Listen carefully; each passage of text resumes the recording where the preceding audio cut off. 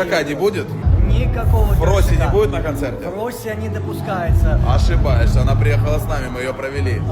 Смотри, мои охранники знают, кто такая Фрося, ее допускать на концерт не будут. Фрося!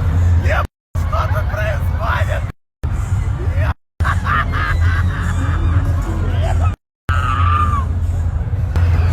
Фрося ему трусы кинула! Реально, посмотри, вон, посмотри, еще лифчик прилетел. Сейчас по райдеру что? Покажи нам, пацана. Сейчас я вам покажу, что у меня по райдеру. Итак, показываю. 3 бутылки воды лимонной. Микрофон, который я буду петь. А дальше виноград. Съеденные чипсы. Ну, чисто тип говорит, у него никакого трэша